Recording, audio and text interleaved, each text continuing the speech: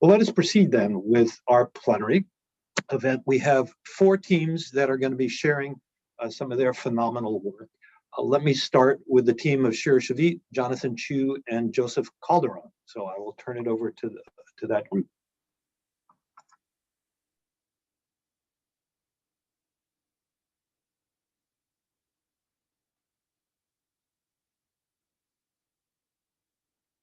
Okay, got everything going here. Good morning, everybody. What a pleasure to be here with you all. I'm really honored to get to learn from you all and share some of our work today. I want to say thank you to Kevin and Margo for this opportunity, and also thank you to the whole group of people who work so hard to make this happen. So I'm Shira Shavit. I'm a clinical professor in the Department of Family Medicine here at UCSF. And I'm joined by my 2 colleagues, Joe Calderon, who's our lead community health worker for the Transitions Clinic Network, and Jonathan Chiu, who is our Transitions Clinic Network Reentry Healthcare Hotline Coordinator. So we're very excited to get to share with you some of our work today. So let's see if I can advance to the next slide. There we go. The Transitions Clinic Network is a national network of primary care clinics that are dedicated to advancing health equity for communities disproportionately impacted by mass incarceration. All Transitions Clinic sites are primary care clinics which embed community health workers with lived experience of incarceration onto healthcare teams to address the health and well-being of people returning from incarceration. Our evidence-based model of care improves health outcomes and it reduces days in the incarcerated setting for our patients. Our model has been disseminated across 48 clinics in 14 states and Puerto Rico, and we currently have 21 sites in California. And I'm really proud to say that 3 of the sites in our network are part of this consortium, Lifelong, Contra Costa, and Sutter Santa Rosa. COVID-19 has disproportionately impacted incarcerated individuals and the communities they return to. Incarcerated people are disproportionately poor people of color and 4 times more likely to contract COVID-19 due to their conditions of confinement. In California state prisons, over 49,000 cases and 224 deaths were documented. At the start of the pandemic, we were poised for the perfect storm. 60% of people were living in dorms with substandard prison health systems and a growing aging population. In April of last year, advocates called for early releases as one safety valve to mitigate the spread of disease. Prison officials were hesitant, knowing that there's no organized system of care from prison to the community, but yielded, allowing over 12,000 people to be released early from state prison. People coming home were already 12 times more likely to die within the first 2 weeks of parole or probation or coming home. Before the pandemic, supersize. Clinics were shut down. Bus routes were stopped or rerouted. Getting paroled with no phone, or if you had a phone, you had no idea how to use it. Slide. TCN CHWs, understanding the needs, stepped up to the plate, volunteering time on top of their work, collaborating with 21 unique clinics from across California to create a safety net for our community, a lifeline, otherwise known as the TCN Health Hotline, where people who are incarcerated or in the community can call, and the TCN CHWs will begin the process of linking returning community members with home clinics and care. Slide. These pictures represent the second time I immigrated to this country. The first time was when I immigrated from Hong Kong at the age of 8, because that's what it means when you return home from incarceration. You're a foreigner. I knew nothing about the culture, the people, and even know how to use a phone.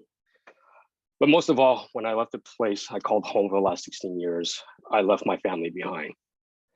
And these aren't people I just shared a meal with or worked with. These are people that I spent years with and shared my pain and trauma with. And honestly, if it wasn't for them, I wouldn't be standing in front of you guys.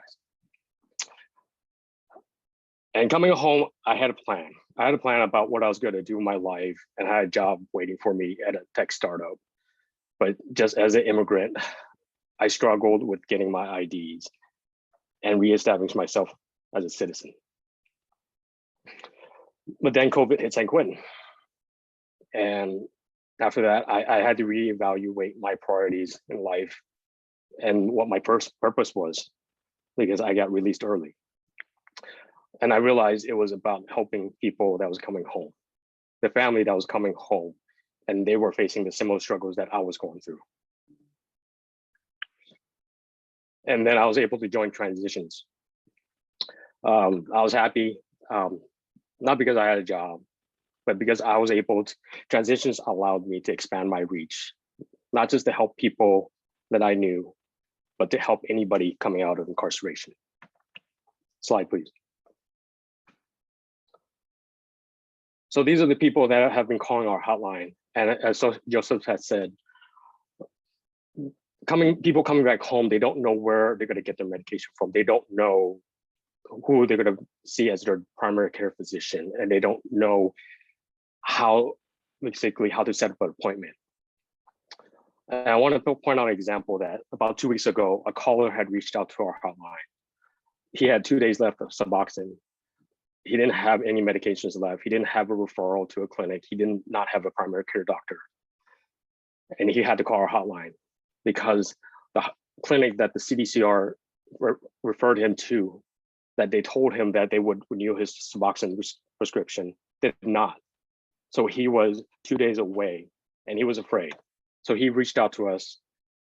And that day he reached out to us, our team was able to connect him with the ED bridge in Riverside, and he was able to get care that same day. Because that's the one thing I realized, at the end of the day, the state doesn't provide the basic care for people that's coming home from incarceration. We do. Dr. Shavit?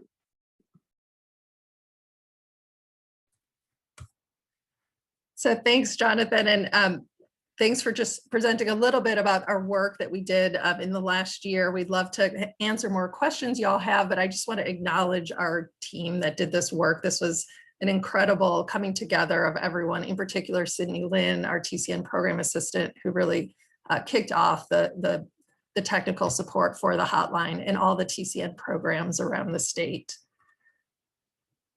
So in summary, the pandemic exposed the weaknesses and systemic discrimination embedded within our systems. And in this case, early releases forced prison officials to confront the reality that people returning from incarceration face. Primary care health systems led by community health workers with lived experience of incarceration stepped up and joined forces to create a safety net and a support system for people returning. At the Transitions Clinic Network, we hope to build off this momentum and continue to advance health equity for people returning from incarceration. By leveraging our hotline, providing direct in-reach as prisons open, and growing the safety net of primary care clinics in the TCN, we hope to collaborate with other healthcare providers to combat the harms of mass incarceration that impact the communities we serve. And so I just want to say, coming up in the next few years, there's some really major opportunities through the 1115 waiver to pay for community health workers with histories of incarceration and models like ours. And so I want to encourage all of you who are interested in addressing the harms of mass incarceration to consider joining us in this work. So thank you all so much for your time and attention and for this opportunity. And we look forward to any Q&A you might have. Thank you so much, Shira, Jonathan, and Joseph. That was phenomenal work. Let's turn it over now. We're going to skip Clarissa Kripke's dealing with her computer issues. So we're going to go to the Natividad team, Sundeep, Erika, and Irene to talk about their work with farm workers in the COVID context.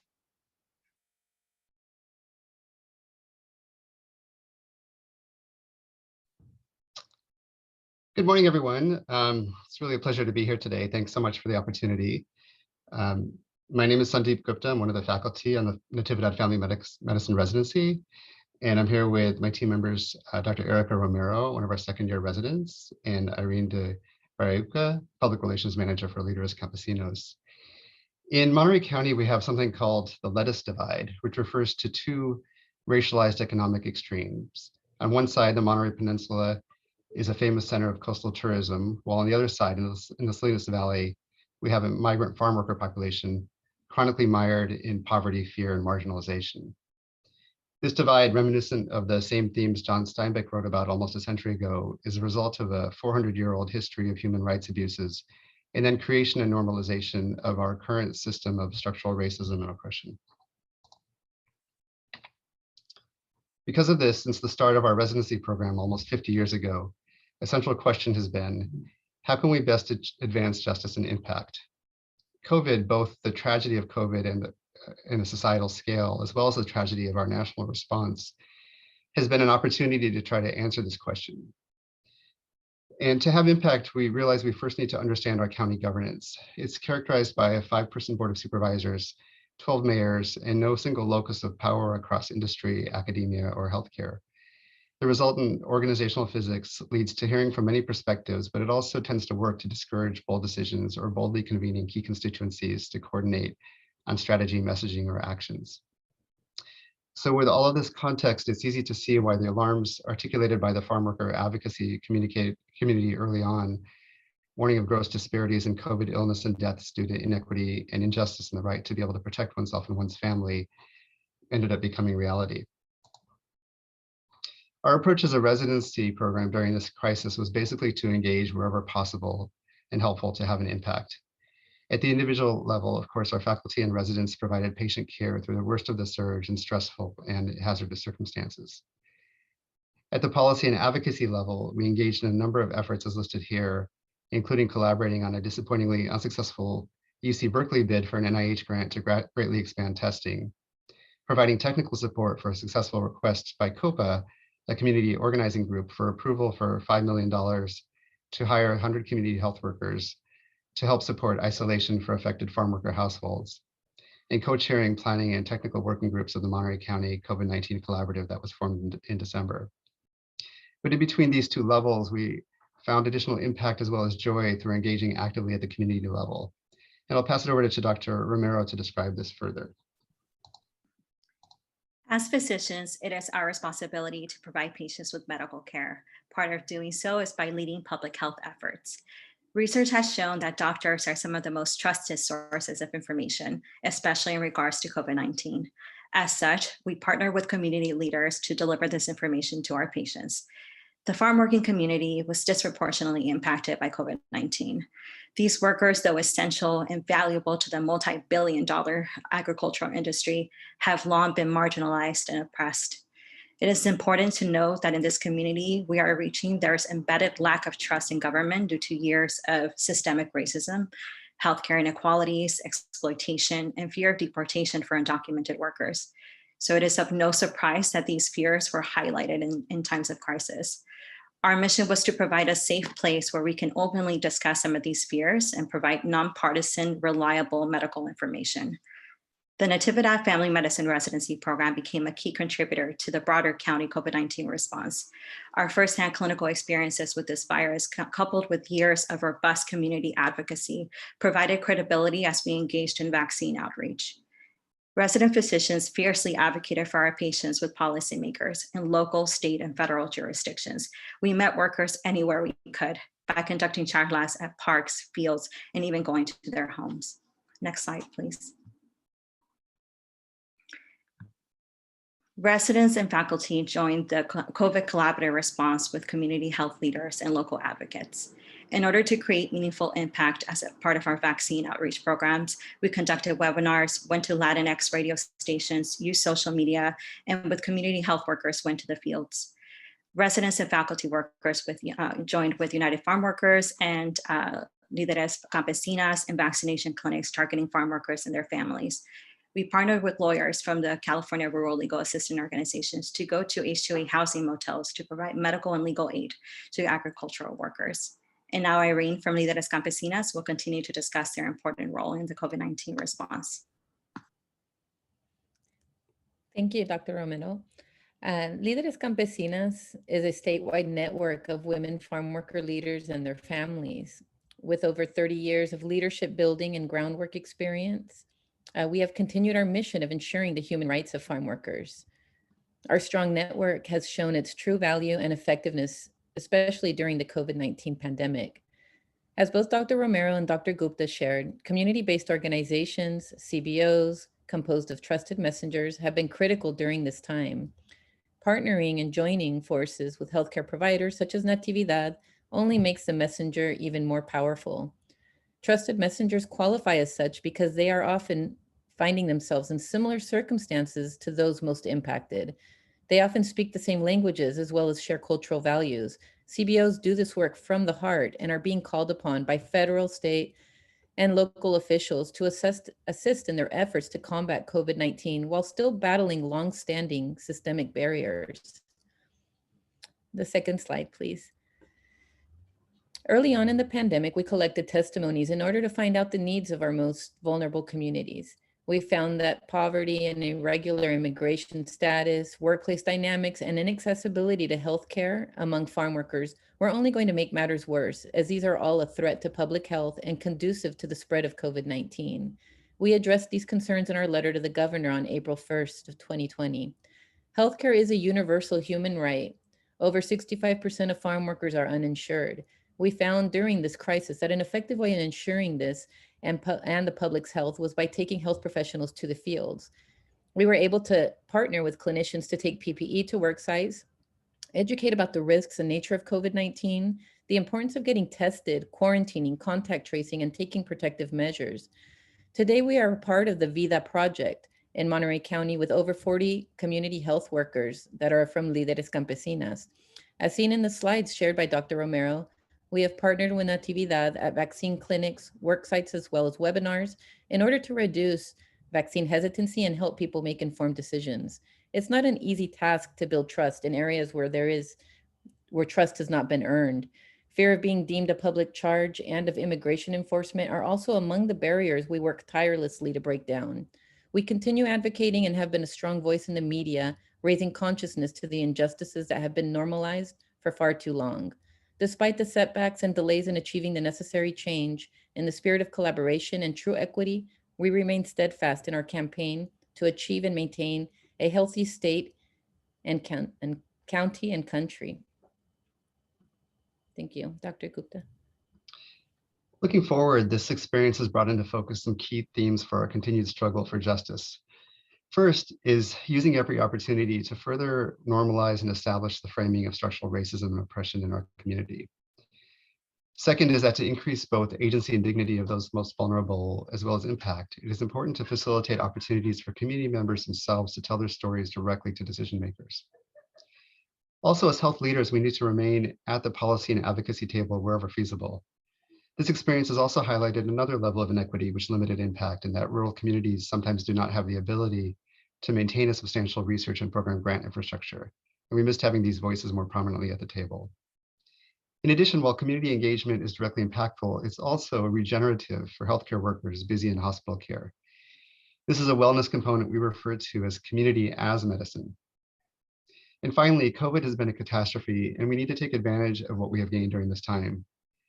A stronger network of partners, including CBOs like Líderes Campesinas, COPA, ag and hospitality sector activists, city managers, new friends, colleagues, and partners, to take lessons forward together and better fight other public health problems in the future. Thanks. Wow, awesome, and thank you all for honoring these most essential of workers who nourish us all through their labor. So really admirable and incredibly important, this work that you're doing there.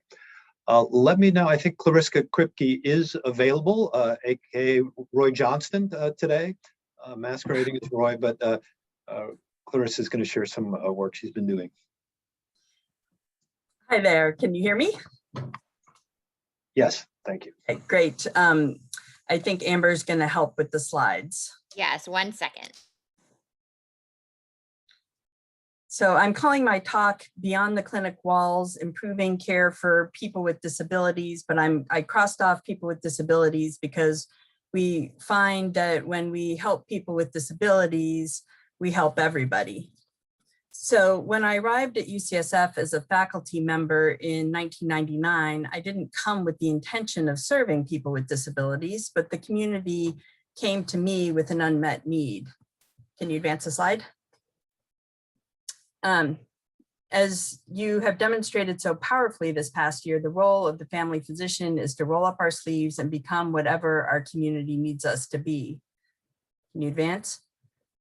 People with developmental disabilities were showing up on my schedule, and they would arrive with a driver and an aide. Neither supporter could give me a medical history. Patients didn't have a fluent way to express themselves. Our exam rooms were too small to accommodate wheelchairs or staff, and we had no wheelchair scale. I had no way to safely transfer them to an exam table, and I could see how stressful it was. People were too anxious to come in the door. Our elevator broke. They traveled with oxygen in case of seizures. Coming to the office was a huge production. The patient supporters handed me their notebook. I signed their paperwork, but I wasn't providing what I consider care. A new slide. It doesn't make sense to bring it really doesn't make sense to bring patients to a clinic appointment for an ineffective visit. So I offered to go to them so that I could meet them with their whole team in the place where they were comfortable. More importantly, care in the home allowed me to meet everyone in their lives and to become a part of an amazing community. In 2007, the state opened the first adult residential facility for persons with special healthcare needs to accept people from Agnews Developmental Center. I agreed to be the physician and to help design a new model of care with some spectacularly talented nurses. Next slide. Our push-in homes, as they're called, are 4 to 5 bed homes with 24-hour nursing care. We serve people with complex medical issues, behavioral health issues, or both. We serve people with tracheostomies, on ventilators, on dialysis, with tube feeds, people who are even, we take care of people who have difficulty cooperating with their medical care. And when their needs change, we don't move people from their homes to assisted livings, to SNFs, to hospice. People stay in their home and we do the adjusting. I describe my practice model as nurse-led. I'm very involved and available, but I serve as a consultant to the nurses who take ownership of the patient's total health and their quality of life. They are the eyes and ears. They manage the logistics and coordinate with day services and family. They identify problems, manage emergencies, educate, case manage, hang out, and throw parties. They go with clients to appointments and to church, to the park, or to a casino for the night on the town. There are clear professional boundaries, but there's a sense of mutual obligation as with extended family. My practice model is basically me, my cell phone, a laptop, and a small patient panel, and a lot of flexibility in terms of where, how, and when I provide care, and a very broad view of what it means to be healthy. This model of care has steadily grown over the last 15 years, and there's now similar homes and services across the state. We've helped hundreds of people with complex needs move out of developmental centers, skilled nursing facilities, and other institutions into their own homes in the community. We've never said no because of someone's service needs or their degree of disability. We work to make sure that people's lives are more than their medical care. That is something that in itself supports health. We support our patients when they go to the hospital, and we work to get them home. We make a commitment to each person we move from an institution that they'll be better off on day one, and I feel like we've made good on that promise. Next slide. The key is that homes are individually designed to be comfortable for the people in them, integrated into nice neighborhoods, big and attractive enough that anyone would be happy to visit. They're designed to help people get in and out easily so that they can enjoy activities in their community. The patients are up and out every day, and I want to give you a visual picture of what this is like, so I'll take you on a tour. Notice the 42-inch doors so that wheelchairs can easily go in and out. Next slide. The homes have to accommodate a large care team that provides the care. Keep going. You can see there are easy sight lines so that you can keep track of how people are doing. Make sure that if people have breathing problems and whatnot, or seizures, you're going to notice. Keep going. You see the locked cabinet doors because people need privacy when you have that many people in your home providing care. Keep going. this is my office. This is their dining room table, and that's where I go when I round. You can see the exit to the backyard, which is fully accessible to them, and a little workstation for them in the corner. Keep going. Beautiful kitchen. Keep going. Straight hallways that are easy to maneuver in and out of, and fire doors and safe exits. Keep going. This is a bedroom. You can see the ceiling mounted Hoyer lifts. So no matter where you are in your wheelchair, you can be transferred into what you see there is a hospital bed. So it's very easy to do an exam in this environment. Compare that to trying to get somebody in a position where you can examine them in your clinic. Keep going. This is the bathroom. You can see this Hoyer mounted Hoyer lift, which allows people to transfer onto a gurney shower bed. With a bathroom like this, incontinence care and keeping people's skin clean is much easier than it would be otherwise. Keep going. You see a little nurse's station in the home with locked cabinets. You have to keep track of narcotics and other medications, make sure they're locked up with so many staff in the home. Keep going. And people are getting out every day. You see their wheelchair van and easy access to it. So people aren't prisoners in their homes, even if they have no ability, even if they have no functional use of any of their limbs, even if they don't speak. If there's one thing COVID has taught us, it's that institutions like nursing homes and congregate care aren't safe. The homes I'm showing you were built with your tax dollars because it's better quality of life and actually cheaper to build a beautiful home like this and staff it well with small business owners making decent wages than it is to provide care in an institution. Over the past 100 years, life expectancy has doubled. And in the next 10 years, we're going to be selling more diapers to adults than to children. People fear disability and loss of function because they associate it with losing their home, their friends, and their autonomy. And people are mostly losing their homes, friends, and autonomy to accommodate their medical care. Good lives are very possible for people with disabilities, no matter what their support needs and no matter what their medical needs. And we've proved that. Losing function doesn't have to mean losing your activities, work, or the ability to live in your home or with families or in your community. As family physicians, we can ensure that people can receive the care when and where they want and need it. We can make our clinics accessible, but COVID has also shown that clinics aren't necessary and they aren't always more efficient. We can completely eliminate waiting rooms and waits when we need to.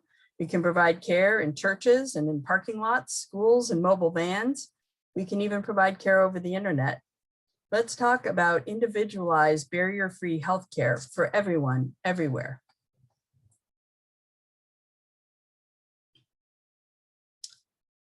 Let's have that conversation.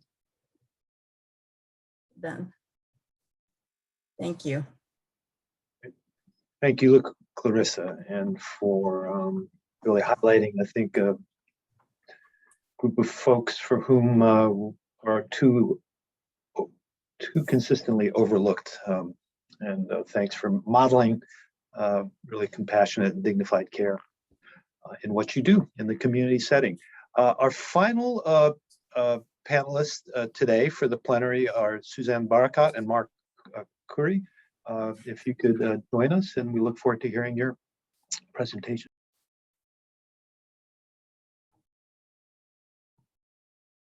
Thank you so much. If you could just pull the slides up, please, Margo.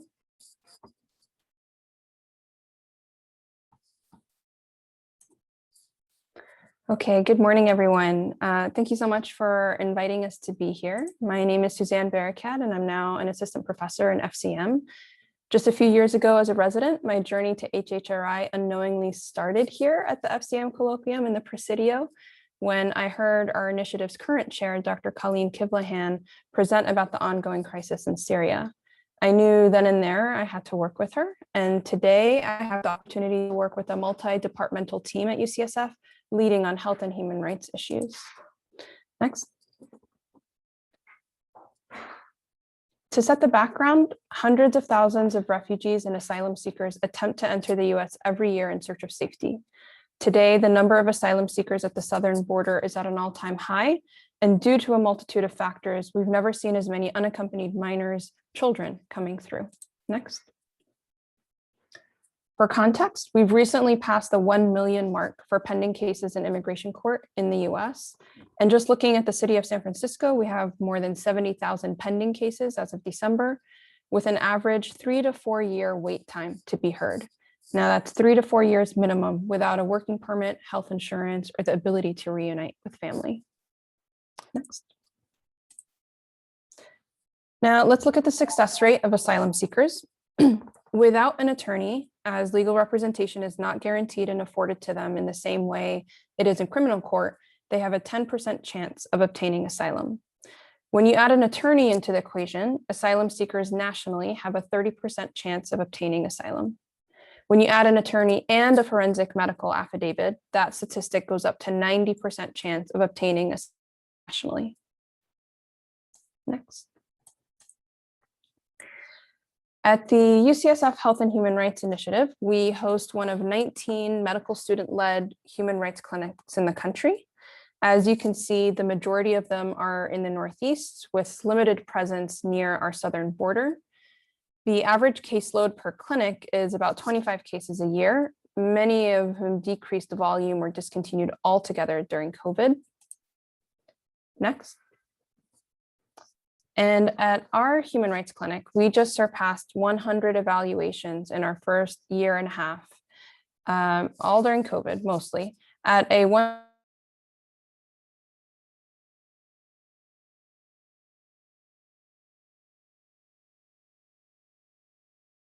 resources.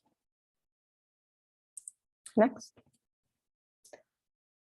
Here is a representation of where our clients to date have come from. You can see a majority represented are from the Northern Triangle. Next. We've extracted the data from our clients to date, and here's a snapshot of what we found. Please join us for our workshop session at 2 p.m. as we review data and cases at the HRC. And as you can see, the majority of our clients had greater than 2 to 3 types of trauma to disclose. A staggering percentage of our clients have been physically beat, received threats, and a quarter have personally witnessed a death of someone else, with 61% reporting sexual violence. There's so much more data to share, so please join us at 2 p.m. as we have Dr. Colleen Kivlahan and co-founding medical student Erin Gallagher share more. We also have a poster on how we managed HRC during COVID that we invite you to see. And now what I'm most excited about and have the absolute privilege and honor of doing is introducing you all to our first client who's obtained asylum. Without further ado, Mar. Hello, everyone. Good morning. Happy Thursday. It's an honor to be here and share my experience as a former participant in the UCSF Human Rights Clinic a year and a half ago. My name is Marcello Cury, Cury, they then pronounce. I came to the United States for the first time in 2007 when I was undergrad student from Brazil, and I was working with HIV drugs, and I was making crystals to new developments of new ARTs. And I finally decided to leave the Brazil because I was suffering a lot of persecution because of my gender identity, my gender expression, and because I was a member of the LGBTQI community. And in 2011, I came to the States and I didn't know nothing about the asylum. I only know at that time I need to marry and have a possibility to get legal status. And in Brazil also, I suffer a lot from my family, from my parents. They forced me to do electroconversion therapy since from the age of 6 to 15 years old, and was traumatic, was too hard. And when I came in here, I start having a lot of more freedom and be free to be who I really am. And in 2016, I was diagnosed with HIV and AIDS. and things becomes more difficult. I was living in LA as an undocumented person, didn't have access to primary care service, didn't have an assignment PCP, social work, and registered nurse. Was very difficult for me. I get the first medication and I start having complications. And because I didn't have access to talk to someone, I was struggling there to get all the exams and everything able to do to become healthier. And I just packed everything and I decided to move here to San Francisco, and I was living in my car. After 2 weeks living in my car, I ended up going to the hospitals and I was back and forth. I have 7 different hospitalizations here in the Bay Area. And in the last time I was in San Francisco General for almost 2 months. After that, I was transferred to a rehabilitation center at Laguna Honda Hospital. I was there for another 7 months. When I started getting better, I was did have the help from a resident from UCSF, who was an infectious disease doctor. And in the between, I was referred by my social work, my case manager, to start working with my asylum application. And my lawyer, my pro bono lawyer, have access to the UCSF HRC physical and psychological evaluation. And I was very concerned at the beginning because I need to disclose a lot of things uncomfortable with strangers. But I did have an amazing experience since when I came to the clinic. I met 2 amazing medical students, Catherine and Francesco. I feel very welcome. I feel very safe to talk to them, to discuss with them. I saw the provider, Dr. Kivlahan. I was there for 3 hours disclosing everything, all my torture and persecution I have there in Brazil, but I feel safe. And since then, they always contact me, making sure everything is good. And a few weeks later, after my evaluation over there at the UCSF HRC, I have the opportunity to go to the asylum office here in San Francisco for an interview. I did the interview and I still need to wait for 2 weeks to get a response. And my asylum was granted. My asylum was granted a couple months before the quarantine starts, but I have the freedom to go back to school and doing my education. I was able to complete 2 trainings while in the pandemic as a medical assistant and also a community mental health worker. And in the last 9 months, I'm working in the community. I am supporting people who are living with HIV and they are undocumented, providing linkage to care and navigation. And this is only happens because I finally now doesn't need to spend the time I was spending with fears to being persecuted and being over vigilant because someone is following me, something is gonna happen. And I have the time to dedicate for my study and to help the community. My intention here is just to help. 2 months ago, I found a nonprofit organization. Everything is approved. I hope next year I'm gonna be able to give dignity for this folks who are in the streets and having no support and no dignity. My life changed completely. My graduation is gonna be happening in 15 minutes or so online as well. I'm extremely grateful for the UCSF HRC team, because without them, without their voice, I was not able to be here. Health and stable and with happiness, even all these difficulties and barriers I have, I am very grateful to be here and share my experience with you all. Thank you so much again. Thank you, Mar, for sharing your powerful story. If you don't mind resuming sharing, Margo. I have been and continue to be in awe at their resilience and strength and newfounded hope and optimism. Mar's story isn't unique. For so many of our clients, our work creates a pivoting point in their lives where they often go from despair, fear, and uncertainty to a new path towards safety, integration, and self-actualization. The Human Rights Clinic is a cornerstone and founding program of the Health and Human Rights Initiative. It allows us to do the rest of the work, elevating the standards of the field, leading on human rights by following the science.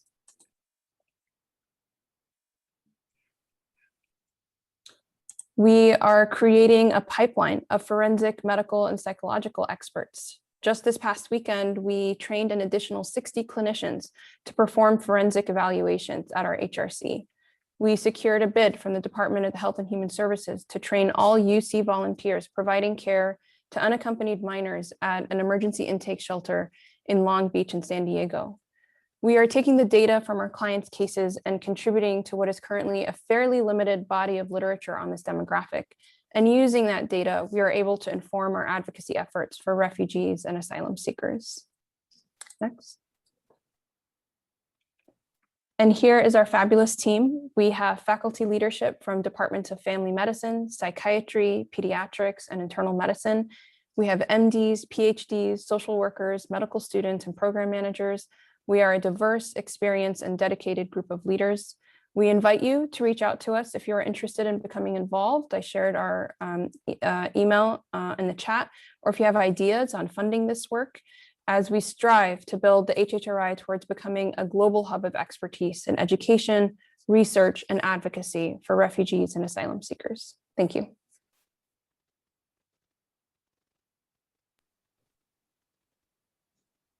Thank you, Suzanne and Mar and everybody for just inspiring and just touches the heart, the stories you all have shared. Lots of appreciation, I think, Mar, to you sharing your story, and I think we all owe you a big congratulations on your graduation. So that's fabulous, bravo, and how much we value all that you are doing.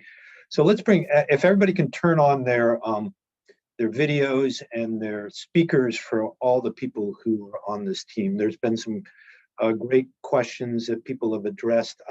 We have just a couple minutes for some dialogue, and I thought one of the questions was really an important one to talk a little bit more about. I know some of you have answered this, but it was from a resident saying, you know, I'm inspired by this work, and speaking to the health professionals in this group. How does one, you know, build this into one's career? You know, these are, you know, we have aspiring family physicians in training, a lot of demands on what they're going to be doing in general primary care, other sorts of patient care. Can you speak a little bit, each of you, just some advice about how to do this and provide opportunity, you know, how to create this path? And is there a middle ground? Some of you, this is like all, you have totally focused your work on this in a way. Are there some paths where people can do some of this work without having to become fully as, you know, involved in a program as some of you are? So any comments you'd want to share or advice about how to help people to make this a part of their careers as they unfold? I'm happy to jump in. I smiled when I saw that question because I was in your shoes not that long ago. And I think you keep kind of chipping away until something opens up. But I think as an interim, you know, if this work is interesting to you, for example, with the HRC, signing up for trainings and doing a few of these evaluations could be a way to become familiar with the work and enter that field. From our perspective, from the leadership standpoint, we recognize that a lot of this work is often done pro bono by faculty doing this, you know, on nights and weekends. And what we're striving to do is really to change that. We want to work towards actually creating ACGME fellowships for residents who are interested so that we can provide the expertise so this can become a part of future training. But as a start, I would say feel free to reach out to us. And if there are opportunities either in evaluations or research or advocacy efforts, we'd love to hear from you. Sundeep, could I call you? How do you do this with your day job? You know, how do you? Yeah, I like the question a lot, and I think there's a lot of different answers to it, but I think it's fine. One thing I like about our profession is it's not necessarily a linear path, and much of it is what you decide you want. We all decide we want to make of it. I trained here at Natividad and joined the CDC, was there for 15 years and just came back last year. And feel like I've been very blessed to have a variety of careers. And it's over time, I think it's trying to stay engaged in what you feel is regenerative and interesting and keep the passions alive. And there's always more opportunities out there to get involved in more things. But I think it's about balance and being part of a community where you can work with others that you enjoy working with. And I think that's energizing. Erika, do you want to weigh in on this a little bit? Yeah, I mean, I couldn't agree more. I'm a resident myself, and it's work that, you know, at the end of a very long day, you feel that you're doing good, and it feels like you're not really tired, you're excited, and you're passionate about what you're doing.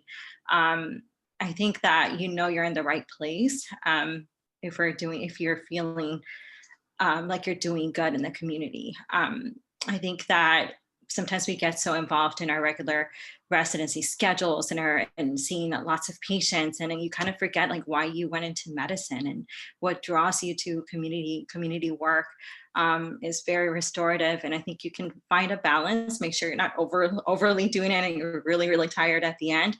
You're taking things that make you feel fulfilled, but still keeping your wellness.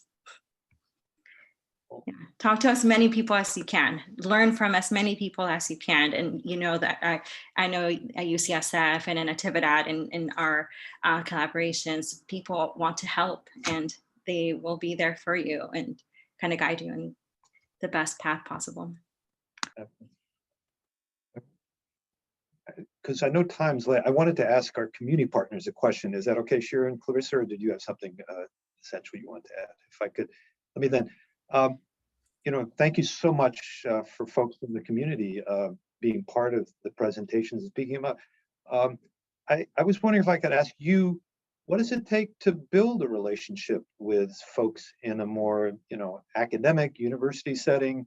There are traditional power dynamics and a sense of lack of productive relationships. So maybe looking at, if you don't mind, Jonathan or Joe or Irene, Mar, what has made these productive relationships with folks at UCSF or in other sorts of programs? Does anybody want to? What do you look to say these are people I can work with, and I think this is going to be a successful collaboration and build trust? Irene, yeah. I think sure I can respond to that. I think more than any time ever, right, this pandemic has shown the importance of collaboration and how we all have to work together, definitely. In terms of Líderes Campesinas, we have always been here to assist in technical assistance. And so we have always collaborated with researchers, you know, different academics. And so during the time of COVID-19, it just fit perfectly, right, to collaborate with healthcare professionals, because we saw that common goals, missions. And so it's been truly an honor, and we look forward to continuing these partnerships now that this pandemic has really shown that things are necessary, right? This collaborations such as what we've talked about and heard today. So thank you, Irene. Joe, Jonathan, anything about what made you think this transition? How'd you get involved, and what was it that gave you a sense this is something that really is genuinely committed to your values or what you want to do? In my particular instance, I was both a patient, you know, and now a community health worker for Transitions Clinic Network. So I was really able to see the model from both sides. Proling at 40 years old after 20 years in prison with high blood pressure and not knowing how to get my high blood pressure medications, I ran across Transitions Clinic Network, this awesome UCSF program, which exposed me to not only empower me around my healthcare, but empowered me around my community and my passion about coming back and being a part of the solution.